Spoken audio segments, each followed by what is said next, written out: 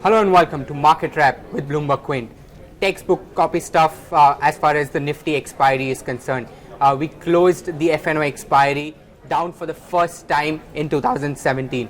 Have a look at the intraday chart of the Nifty. We started the day with a 50-point gap up, piled on the gains, and then later half of the day gave up as much as 75 points from the top point. Neeraj, your thoughts on the FNO expiry and the market? Yeah, well, standard copybook stuff, right? As you said, I think we discussed this yesterday that all positions and all traders who are talking to us are speaking about 9,500 being the level at which it will close. So once we started off higher, I had a chance to speak to one of them, and very calmly they were saying that let's wait and watch. By the close of day, we'll probably be around that 9,500 mark, and surprise, surprise, or maybe not surprise, surprise, we did end that way. So a lot of times some people get it right, not all the times, but sometimes. The key is though, if you look at the last 4 or 5 trading sessions, if not more, a lot of stocks which have moved around a bit have eventually reverted to mean. So Reliance Industries may have gained in the previous week in a big way, but lost about 3.5% this week. Similarly for a Kotak Bank, which was down about 2.5-3% yesterday.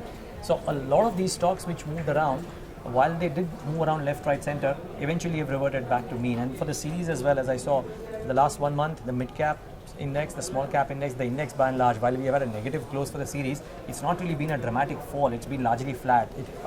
A few points here and there, and it could very well have been a 7th consecutive expiry that we would have had in the positive. Yes. So nothing to take away from there.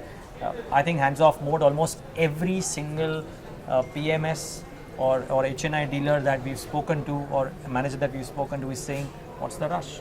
Let's wait, let GST get out of the way, let us get a sense of what's happening, and then we'll go out and buy. Any which ways, we are at elevated levels, there's no rush to buy, plus the fact that there's such a big uncertainty in terms of GST, why go out and rush and buy? So yes, there was a rise today, but not surprised that the market has come off. Let's wait and watch, I guess. We also have the earnings coming up, so maybe a lot of these factors, July end would probably be a better time to maybe take a constructive decision on what to buy.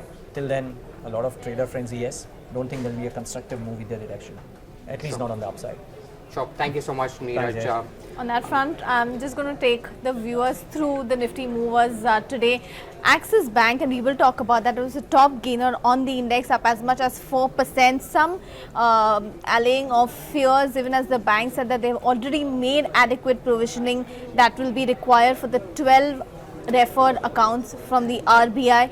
That apart, you also had metal stocks which were doing well. Vedanta, Tata Steel, both amongst the significant gainers on the index, followed by Indiabulls, Housing Finance and GAIL, both seeing gains of nearly 2%. On the losing side, you have Kotak Mahindra Bank, like Neeraj mentioned, some profit booking coming in on that name today, even as Axis Bank and Yes Bank have done well and stood out today. Tata Motors, Sun Pharma and SBI also taking a knock off over 1%. But on that note, let's bring in our guest, Mr. Fani Shekhar, the fund manager at Carvi Capital. Thank you for joining us. The most standard question that I want to start off with, what is your call on the markets, and what are your biggest fears right now? That's the most difficult question these days. So there are 2-3 things here. One is we are in the middle of a great liquidity momentum, and that continues.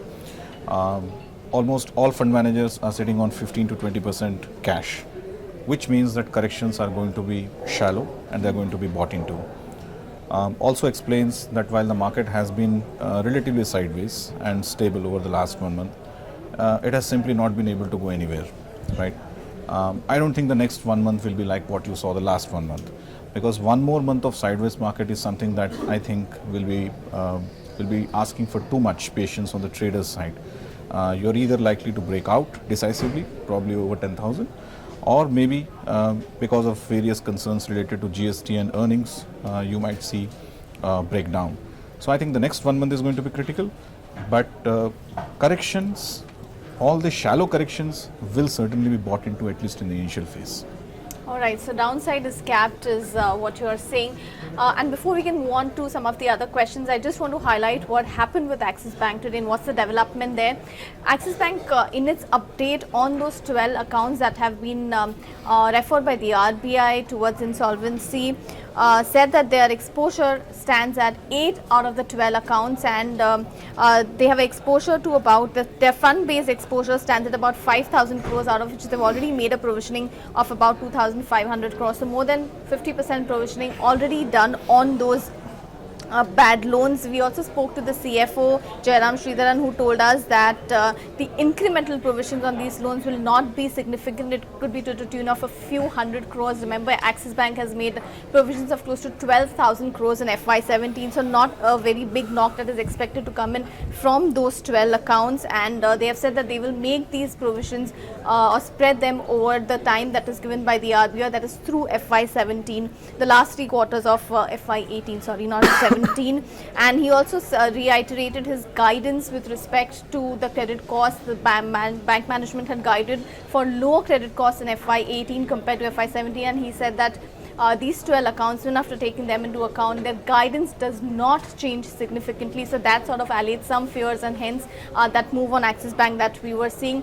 Yet another private lender focused on corporates. You have ICICI Bank. In the last few minutes of a session, you did see a significant spike there, Jayesh, and that is because the sale process of the 7 business of JP Associates and JP Cement to Ultratech Cement was actually completed or concluded today. This is what the companies came out and said.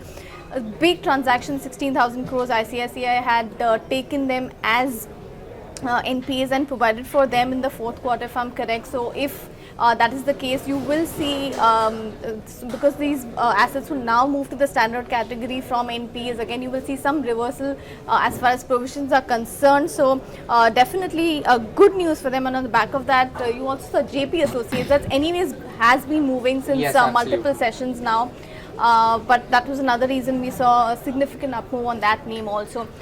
Coming back to you, when it comes to these banks, there have been a lot of developments, a lot of action that the RBI has taken. So there's clarity on the intent with respect to bad loan resolution. We've seen a lot of action, in the last 1 month or so from the RBI. I just want to understand, how do you think FY18 is going to look like for these banks, taking into consideration that we are going to see increase in provisions? I mean, has your stance changed after all these developments of the last 1 or 2 months, or how does FY18 look like for banks? Not really. Intent is a good step, but I think FY18 there will be very clear divergence. There is already one. There is going to be sharper divergence between PSU banks and private sector banks. So wherever you see private sector lenders having exposure to these stressed accounts, they will make more provisions and move on. They'll raise capital, like this morning you saw Axis Bank raise debt. They'll raise more capital, whatever form it need be, and they'll move on. PSU banks unfortunately will grapple with the entire idea of whether to go for restructuring, haircut, whether to take equity. Right. Those are tricky issues, and in a bureaucratic setup they are very difficult to resolve. So I think the divergence is simply going to increase.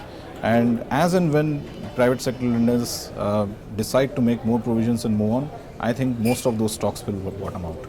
Alright, so that's of course the comparison between PSU lenders and private banks, but even within the private banks there has been a significant divergence even in the stock price performance, financials as well as the stock price performance when it came to the retail lenders, and when it comes to the corporate heavy loan book of banks like ICICI and Axis. Again, do you see some alpha that you could make as far as banks like ICICI and Axis are concerned? That will be a risky bet. Apart from trading gains from time to time, if you see structurally, I think it will be difficult to make money on corporate lenders. Over a period of time, you will see that retail lenders will continue to become stronger, because on the liability side also and on the asset side, on both sides they are strong. While the corporate lenders are suspect on both sides compared to the retail lenders. So over the longer term, you would like to believe that retail lenders will continue to continue to become stronger and going forward. Fair. Sure. One of the spaces that was really active today, though the market ended really flat, was the metal space. So the NSE Metals Index gained about 2%, and this is on the back of the Chinese steel prices going up about 7-8% for this week. Do you think there's more upside left, or the commodity cycle is coming back? I think too premature to really comment on where the commodity cycle is, because if you looked at the commodities last year, it gave you a different picture from what it gave you 3 months back. Chinese data is also all over the place, but what is very clear, it is slowing down, and it is actively being slowed down by the regulator. So I will not read too much into how steel prices are strengthening in China, because that might be a one-off data point. Broadly, I would like to believe that it is at this point in time a little premature to take a call on the commodity cycle. However, from time to time there will be these sharp upsides, because all these businesses in India, most of them at least, are so highly levered that even a 10% change in the product prices will lead to 30% upsides in equity.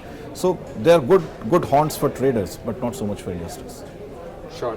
Before moving on to other questions, let's just address what moved in the markets as far as the mid caps were concerned. So if you have a look at the top gainers and losers, we had the likes of JP Associates. As Shraddha was mentioning, that this was on the back of their cement business, the transaction being completed, and Ultratech Cement taking that. We had CARE Ratings after CRISIL has bought into 8.9% stake into CARE Ratings, and then we had Shipping Corporation of India, then we had Rain Industries, and we had the likes of Reliance Communications gaining as much as 5%. However, on the losing side, we've seen RCF correcting as much as 6% in trade today. Now their OFS, which was announced last night, open today, has got subscribed only 2 odd times, and hence the pressure on the stock. We had the likes of Havells India and Page Industries declining anywhere between 2 to 3% odd. With that, I wanted to ask you on the rating agencies. There are only a couple of names, but do you have a pecking order, or do you have a preference amongst them? Well, our pecking order always starts with CRISIL, ICRA, and then CARE. I think that's been our order for quite some time now, and we see no reason to change that. So how does today's dynamic change?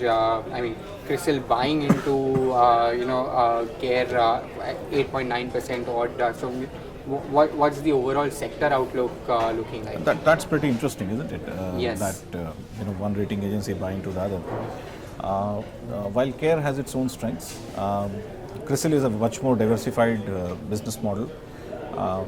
So while this is an interesting development, but we would at this point in time not like to believe that there is going to be anything strategic happening over there.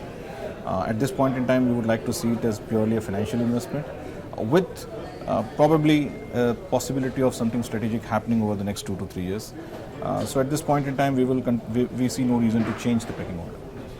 Fair enough. Thank you so much for joining us, Thank Sunny. you. Continues to be bullish on retail-focused private banks as compared to PSU banks, even corporate-heavy lenders. That's the word coming in from him. But that brings us to the end to this edition of Market Trap. Thank you for watching, and do continue to stay tuned in to Bloomberg Quint as we bring you more.